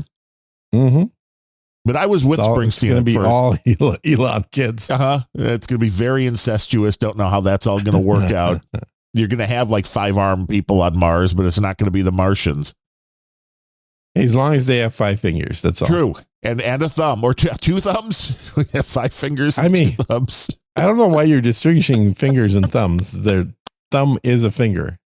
I don't know. Usually when 4 fingers would be what people would say, and a thumb. I mean, maybe again, I could just be strange. Thumb is literally a finger, but okay. Now you have a woman reaching out while standing on a trampoline.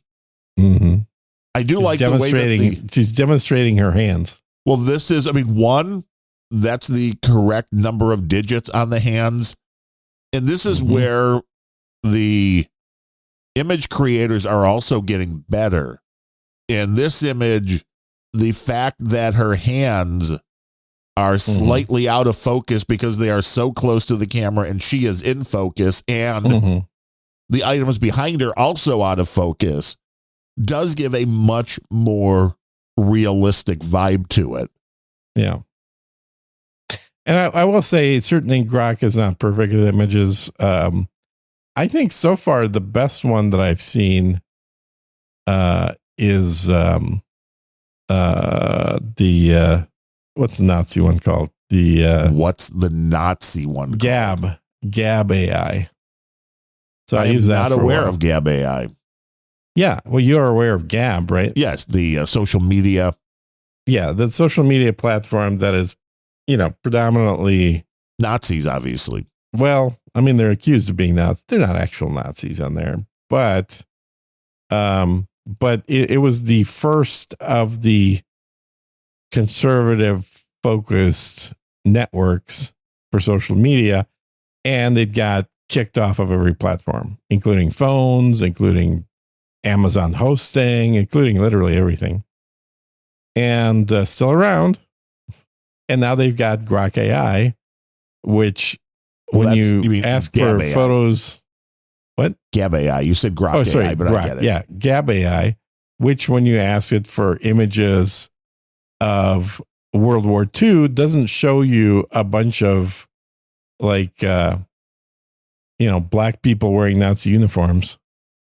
Wait, isn't the normal AIs do. Is that all about what happened then? Yeah. Why are they distorting the truth? Yeah. Very interesting. It's something, all right. Yeah, I don't know. I want reality, man. Mm-hmm. Now the feet are better on this one.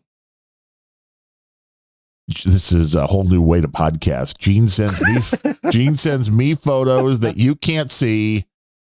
And no. They'll be able to see them. You can include them in the chapters. That's not a problem at all. This is another girl on a trampoline doing trampoline things. And it does not have two thumbs. Does not have two thumbs. What do you mean does not have two thumbs? It totally has two thumbs. Yeah, but her hands. On one hand. Oh, no. But her feet are visible and in, I think, a more realistic position for what a trampoline would be. I've never tried to recreate the. Have you never had your girls bouncing on trampolines for you? No. Was I supposed to buy a trampoline for? Did you not make websites for hot chicks? Yeah, but back then we didn't have trampolines. No, we didn't do trampolines. That's sad. That's bizarre. Bizarre. This could be a whole new part of the show is girls on trampolines. Yes. Well, we're going to start our podcast with girls on trampolines. Yeah. So just take your, if you have photos, you can take them at home. If you have a trampoline, send them in, be featured on Unrelenting. Now they must have all 5 fingers on each hand. Yes. I was assuming actual real people, but if you want them to go with all AI, that is fine as well. Is there anything other than in reality as opposed to AI? I don't know.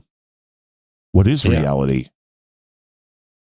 I find it interesting that Grok's immediate thought when I query for a girl on a trampoline is not a girl standing up, but a girl horizontal.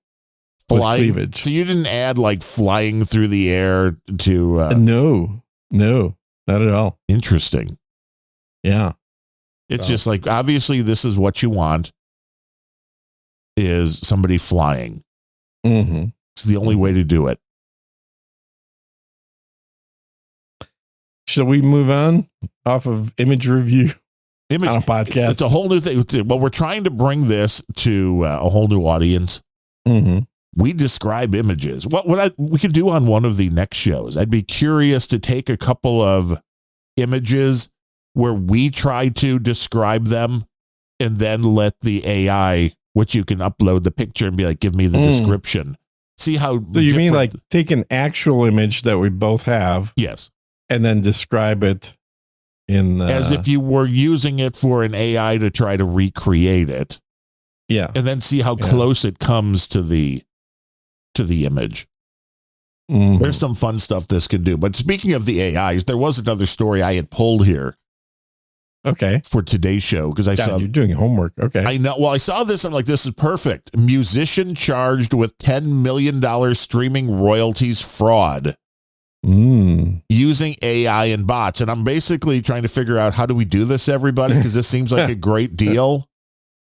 North Carolina musician Michael Smith, I don't know why he had to be a musician, but I guess he is, was indicted for collecting over $10 million in royalty payments from Spotify, Amazon Music, Apple Music, and YouTube Music for using AI-generated songs streamed by thousands of bots in a massive streaming fraud scheme. Well, because again, we know that generating the songs via AI is not illegal. Maybe it is illegal to post them on some of these platforms if they specifically say you cannot post AI songs. But I think the biggest problem here was the fact that he built or bought a bunch of bots that were then listening to the music and getting him paid, which I know there's a lot of people that are musicians that put up music and swear they never get paid anything. So I'm not sure. This says, according to the court documents, Smith fraudulently inflated music streams on digital platforms between 2017 and 2024. So obviously doing this for a long time. Oystein Berge, he says, clever guy. And yeah, this obviously was clever, because who was thinking of doing this back in 2017? But he did it with the assistance of an unnamed music promoter and the CEO of an AI music company. Required hundreds of thousands of songs generated through AI, uploaded them to the platforms, then used automated bots to stream the tracks billions of times. And this I thought was great too, because you've poo-pooed the whole concept multiple times. To avoid detection by the streaming platform's anti-fraud system, Smith ensured his bots use the platform only using virtual private networks. It's like, but wouldn't that limit the amount of IPs that you're using? And that would go backwards. And it would also put you into categories with everybody else that is using the streaming through VPNs. In October 2018, he emailed his co-conspirators to say, quote, in order to not raise any issues with the powers that be, we need a ton of content with small amounts of streams.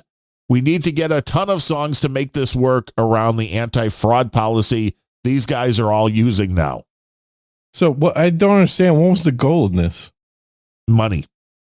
But how? This is again where I don't understand, because it says here, at the peak of the operation, he allegedly employed over 1,000 bot accounts to boost the streams across platforms. So he had bots listening to the music through these platforms. And he said he emailed himself a financial breakdown outlining how he operated 52 cloud service accounts, each with 20 bots on them. So he had 1,040 So he was doing bots. this somewhere where they're paying for every play. Right. Very small amounts. And he was creating bots to play. Yes. He estimated each account could stream approximately 636 songs a day, because, again, there's only so much time. So each bot, even though you have 1,000 of them, they can only listen to 600 songs a day.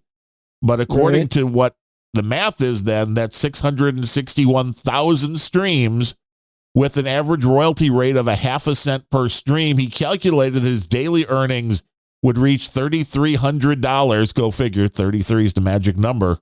Monthly of $99,000 and annual earnings exceeding $1.2 million. How is that at half a penny per unit?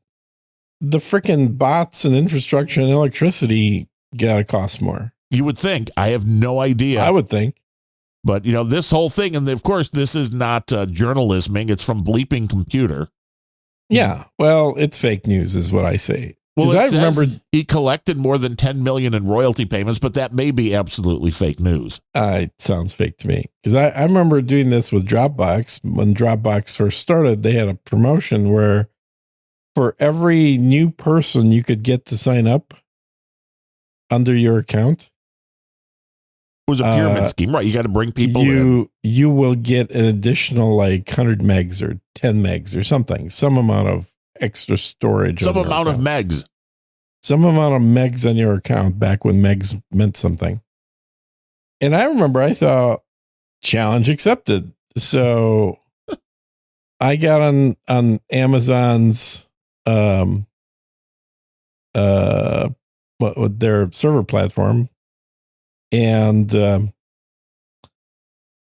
now, granted, even the way I'm describing this, I'm thinking about it in my head. I'm like, dude, I have not done anything with AWS in so long. I don't even remember the damn terminology. But essentially, I wrote a script that would spool up a brand new server on Amazon, and it would set up an email server for itself, and then have a random email address in the domain that I owned. And then it would use my link to sign up for Dropbox. And as soon as it got the email and confirmed that it was a live person by replying back in a standard way to the email or clicking on the number, whatever the hell, I think it was clicking a link. And once it did that, once it was essentially proved that it was a real person signing up. And remember, these didn't have to be paid subscriptions. These would just get people to use our service. Right. And we will increase your capacity. Yeah. And we'll increase your capacity for free for every person. And once it was done doing all that, then that instance would be deleted and a new instance would get spooled up. And I could spool up new instances for free as long as I wasn't using more than a certain amount of bandwidth and a certain amount of computing power, which these clearly were not, because they were each created for a very specific task, and then they could be deleted afterwards. Right. They do erase themselves and And the reason that I was deleting, people said, why didn't you just create a bunch of fake accounts on the email server? Well, the reason I was deleting them is because somebody had already tried doing this, and they started tracking IP addresses. So I need to get randomized IP addresses as well, which creating a brand new instance on Amazon did. Oh, so interesting. That skipped around. So this was totally legitimate, I will say. There was nothing wrong with what I did. It was not yet against the terms of service. It was not yet against the terms of service. It was extremely creative. And mostly it was just a fun way to watch the amount of space that I had just constantly be increasing, which was pretty cool. Now, my buddy did a totally different spin on this steak. Well, but before you tell me that, did you still have this amount of space? Do they let you keep that, or is this now long gone? It's long gone, because at some point during the last 20 years that they've been around, I needed to increase the size of my account multiple times. And when I think probably the first, maybe the second time I did that, the additional free space went away. They gave you a little notice saying that, any previously acquired free space will no longer apply once you upgrade your account. Now that you're paying us, we don't want to let you keep the free stuff. But I mean, it was it probably was get 10 megs or something, some ridiculously small amount for every person. That's why I had to do it on an automated way. Right. Yeah. Because that way I would get. Now, what my buddy did was quite creative as well. Totally legitimate, more legitimate than my way. Is he posted ads in other languages on Craigslist kind of services in other countries for, hey, if you sign up here for this service called Dropbox, then you get 100 megs free or something. whatever it was. Basically, he wrote an ad for them and then found ways to put that ad into places where he didn't have to pay for the ad to be shown. Oh, nice. And that worked unbelievably well because he actually surpassed me and my script by having actual legitimate people, but people, none of whom spoke English. By doing the real work. But by having, guys in Botswana signing up for the accounts or whatever.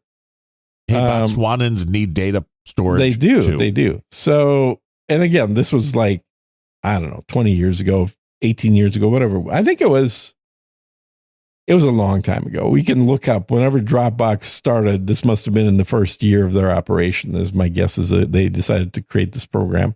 That's when they get really desperate. Like, please bring us new people. Unlike freaking Uber Food, which only gives you $10 for signing up a new person. You're like, that's not enough to harass That's not people. near. Like, I could sign up a few folks for $500.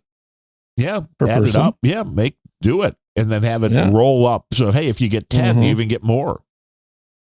But $10 a person is just not enough to bother scheming any kind of a software deal. Speaking of $10 a person, I would like to thank Weenie Wawa for coming in with $10.80 of support for today's show here on Unrelenting. That is a monthly donation.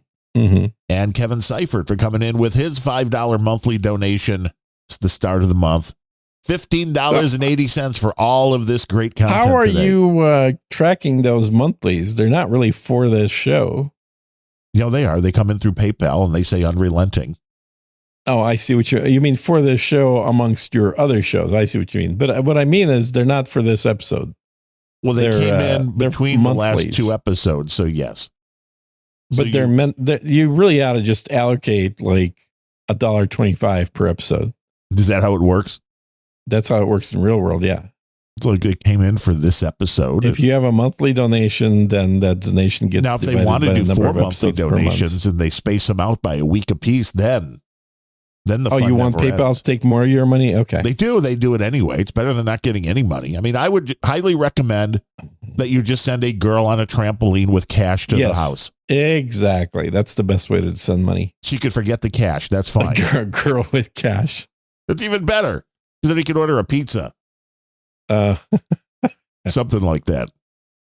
But we appreciate that. Unrelenting.show/ I don't know if there's a /donate. Just go to unrelenting.show. All the information you need is right there. And we don't have any boost from that other guy because he's on his period. Darren, why you not? Because. Dude, you're just like trying to piss him off at this point, I think. I know. So why are you telling him? I thought I was undercover. I thought I was undercover brother. There was another story that kind of concerned me that seems to be going underneath the...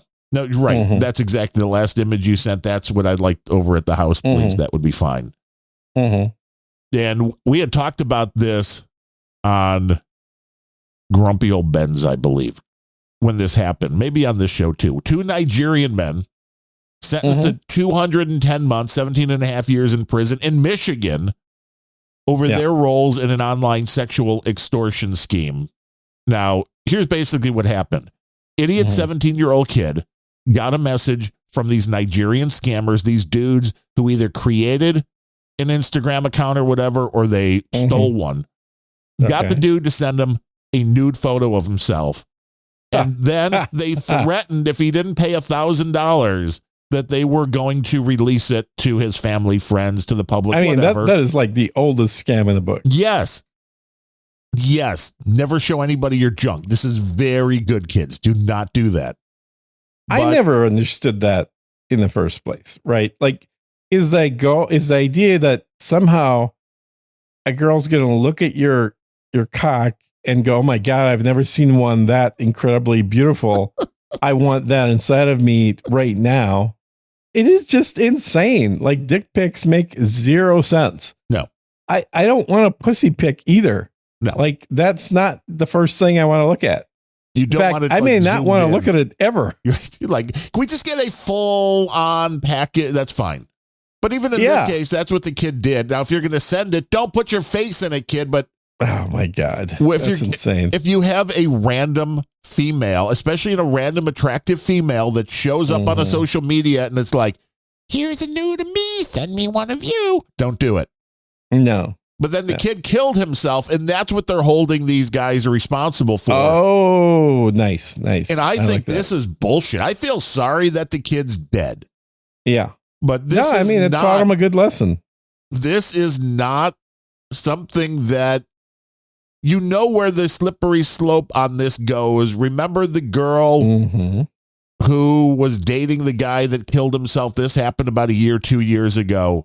And they put her in jail for the same kind of thing. And hers was even more egregious because it seemed in her case where there were like 1,000 text messages from the guy going, oh, I've had enough. I'm going to kill myself. And she's like, no, don't do that. You have a lot to live for. No, I'm going to kill myself. No, don't do that. You have a lot to live for. I'm going to kill myself. Okay, do it. And then he did. And then they held her responsible.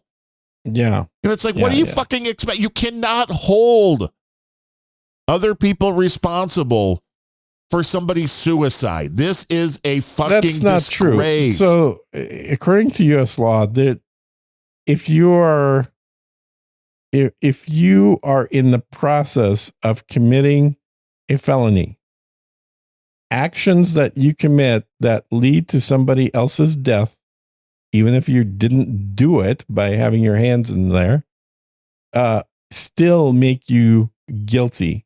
Now, if you're not engaged in committing a felony, then that's different circumstances. But if you are trying to rob a bank and a person in that bank has a heart attack, you're going to get hit with murder.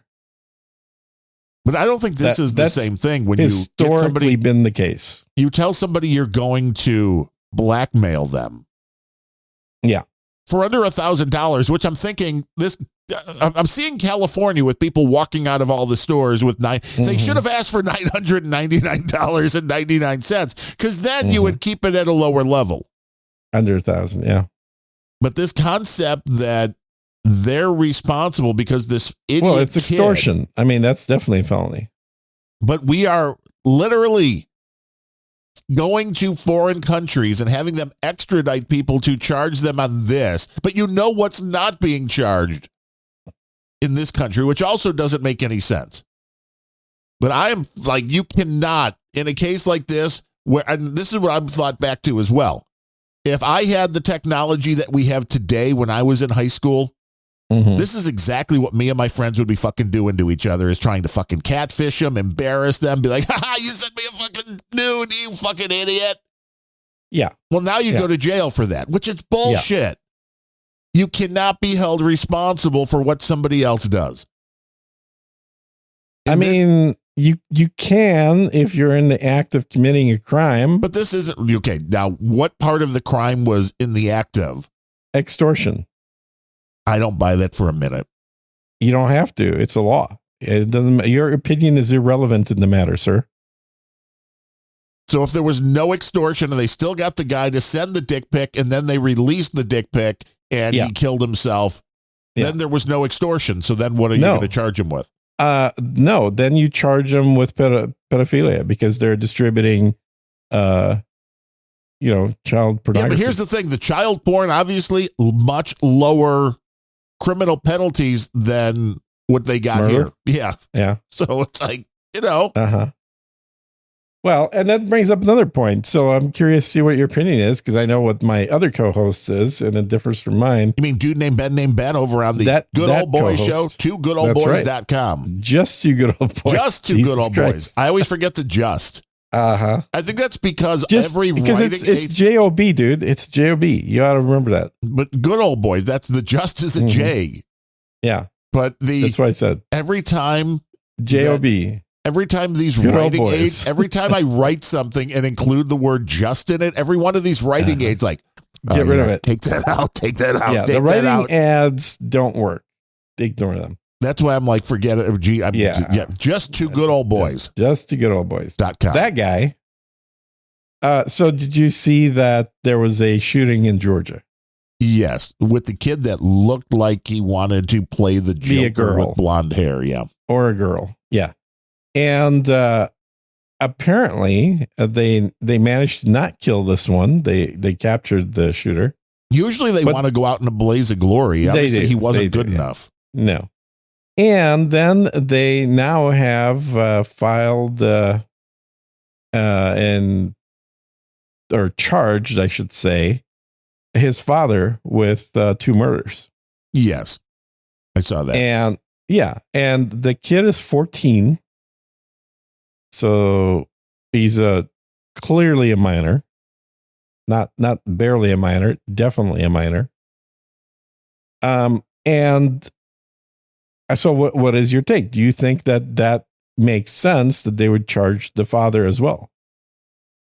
In this case, much more likely, because the father has admitted the gun was purchased for the kid, and the gun was purchased for the kid after they were contacted by the FBI, who told them the kid has an issue with school shootings. He was obsessed with school shootings, had made threats allegedly on some gaming platform.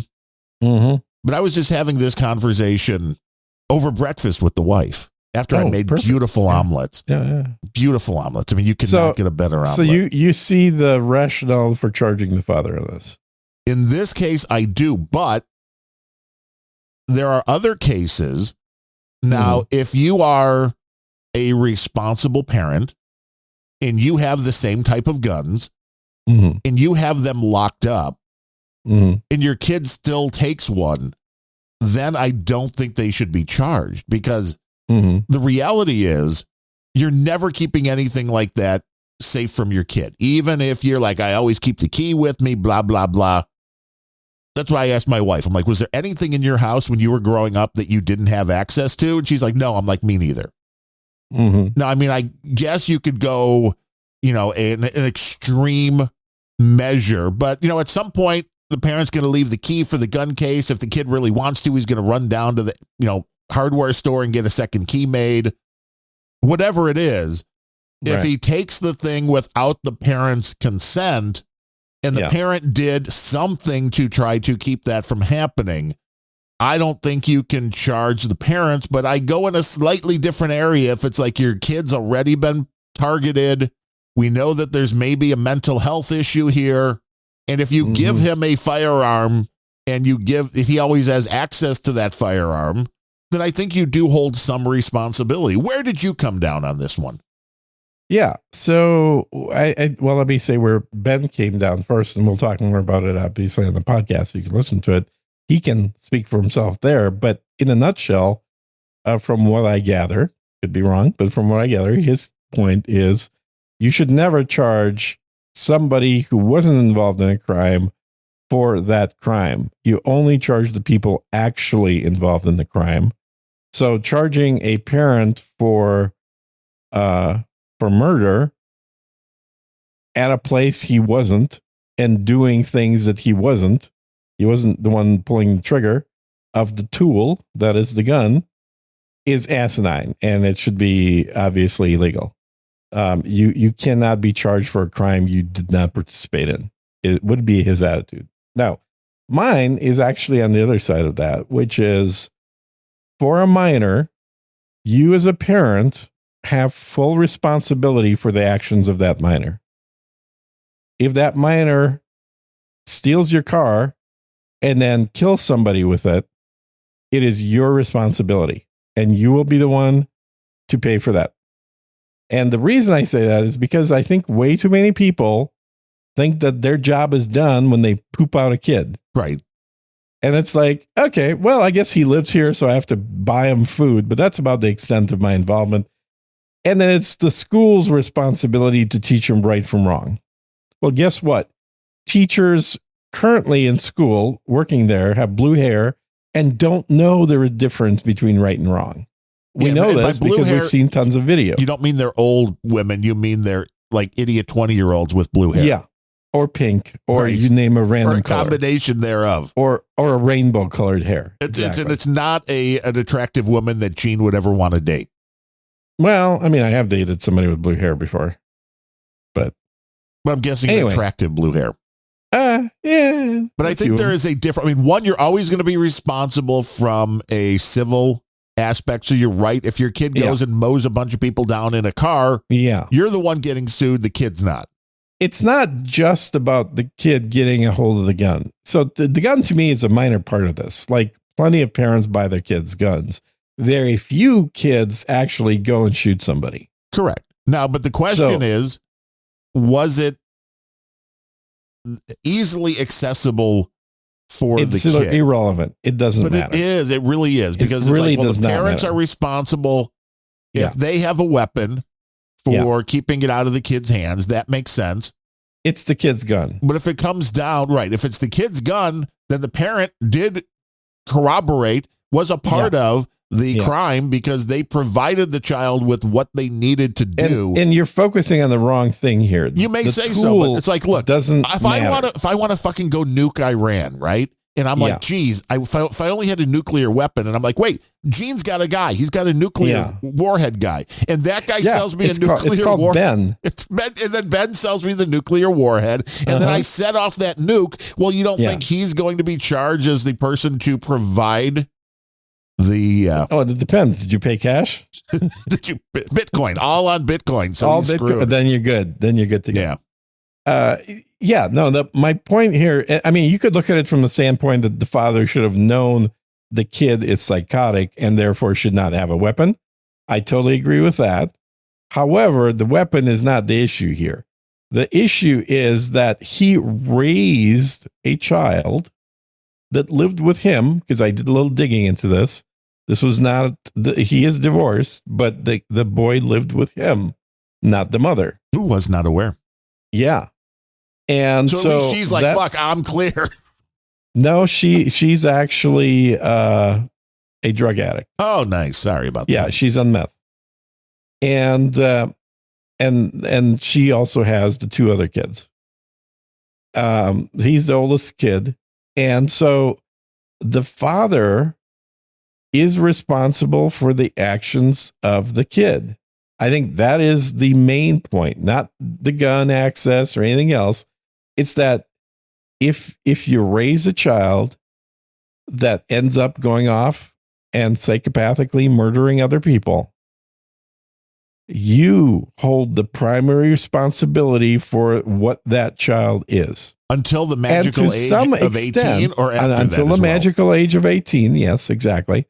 That's a good point, is after 18, you're no longer responsible. But, and certainly supplying the child with tools to do psychopathic things doesn't help your case, but it's not the main point for me. The main point for me is every parent has a responsibility for their children.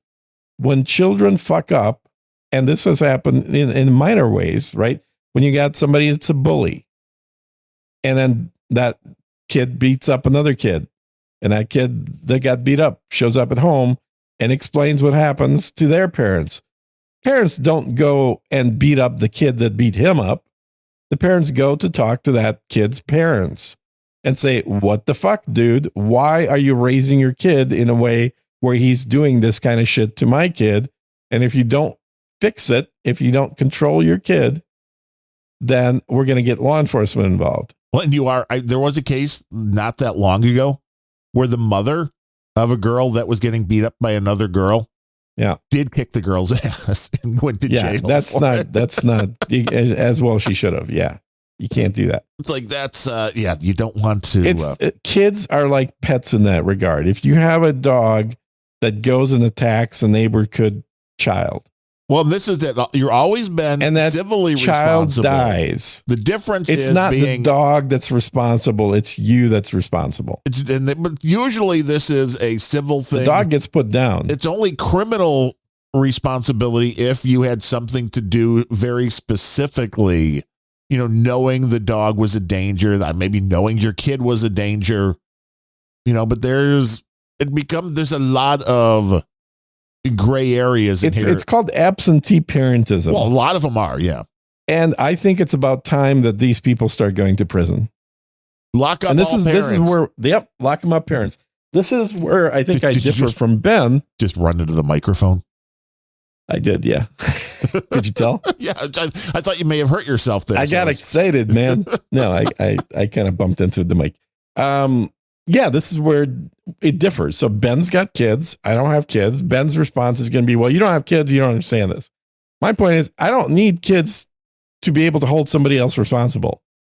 Like it is if either you're responsible for your kids or you're not. If you're not responsible for your kids, then there's nothing wrong with a stranger in a white van luring your kids away. It's not your responsibility. Doesn't matter. They're not your kids. They're your kids, but you pooped them out. You're done with them. If you're responsible for raising your children until the magical age of 18, then you are responsible for the actions of those children. Yes. It doesn't matter if you said, yes, I agree, you should go and kill all those kids in school, or if you said, don't be an idiot, don't kill those kids in school. If the kid still goes and kills somebody at school, it's your responsibility for being a shitty parent. Yeah, civilly, but it's never been enforced. It has been enforced. That's totally not the case. There were a couple in Michigan last year. Gave the gun. And that was the difference, I think. That was the difference maker, was they provided the gun to the kid. It was their gun and he got a hold of it. I think this is going to be the case with this case as well, where the father provided the gun. But I think agree. that's the wrong thing to focus on. But that is what they are focusing on, and that's where. Because they're trying to ban all guns is why they're focusing on it. Because the courts are too afraid to say you're responsible for your kid. If there was no gun that could have been provided to the kid because those guns are illegal and no one should have them, problem solved, right? No, here's the same thing. That's not right. This is exactly why I said, okay, California is just making this, the deep fakes thing illegal. So when you have a 12-year-old kid make a deep fake and put it out there, I agree with you. The parent should be the one going to jail. And then no kids will have cell phones. It'll work out gloriously because the minute a parent is responsible for what their kid does, then they take a different look at what's going on. And this is where I think it's an about time issue, is that back in my day, if you fucked up, your parents were going to make your life pretty miserable to make sure you understood that. And if you go back further, I guarantee you go back 100 years.